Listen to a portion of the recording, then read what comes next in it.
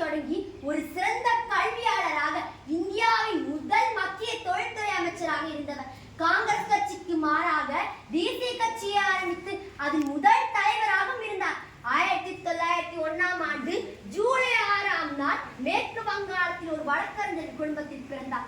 அவருடைய தந்தை பின்னால் கல்கத்தாவின் உயர்நீதிமன்றத்தின் நீதிபதியாக இருந்தார். இங்கிலாந்து சென்று சட்டத்துறையில் தேர்ச்சி பெற்றவர் இவர். MA மற்றும் BL பட்டங்களை பெற்றார். அதன் பின் இந்தியாவிற்கு வந்து திரும்பி வழக்கறிஞராக மாற்றிக்கொண்டார். 1929ஆம் ஆண்டு தனது 28 வயதிலேயே சட்ட மேலவை உறுப்பினராக ஆனார். அதன் பிறகு தனது 33வது வயதிலேயே கல்கத்தா பல்கலைக்கழகத்தின் துணைவேந்தர் ஆனார். அப்போது இந்திய மொழிகளின் வளர்ச்சி, வேளாண்மை கல்வி, அரசியல், பண்பாடு குறித்த ஆராய்ச்சிகளை அவர் மேற்கொண்டார்.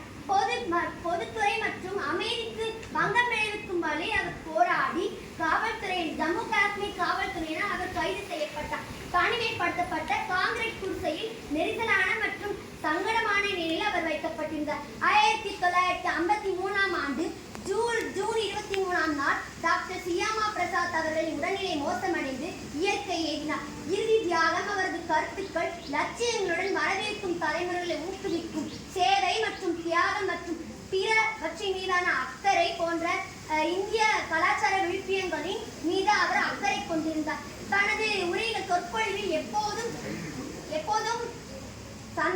பல சந்தர்ப்பங்களில் நல்லிணக்கத்தை பற்றி அவர் பேசினார். அதை நாட்டில் செயல்படுத்துவதற்கான முக்கிய கருவியாக கல்வி இருக்கும் என்றும் அவர் உறுதி தெரிவித்தார். இந்திய சுதந்திர போராட்டத்தில் அவரது இயக்கத்தில் கல்வி என்பது முக்கியமான ஒரு கருவியாக இருந்தது.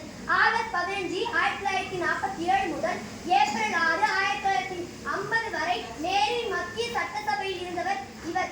நேருவின் நியோக ஒப்பந்தத்திற்கு எதிர்ப்பு தெரிவித்து அக்கட்சியில் இருந்து விலகினார். அதன் பிறகு பாரத ஜனதா கட்சியை நிறுவினார். நட்சத்திரத்துக்கு குறிவை நீ மரத்தை சுட்டாலும் பரவாயில்லை என்பார்கள். நான் நட்சத்திரத்துக்கு சுட முயற்சி செய்தேன். சுட்டது மரமா அல்லது நட்சத்திரமா என்பது நடுவர் அவர்களுக்கு தெரியும். நட்சத்திரத்தை சுட முயற்சி செய்வேன், இல்லை பயிற்சி செய்வேன். காலமோ சுருக்கம், கருத்தோ பெருக்கம். வாய்ப்பு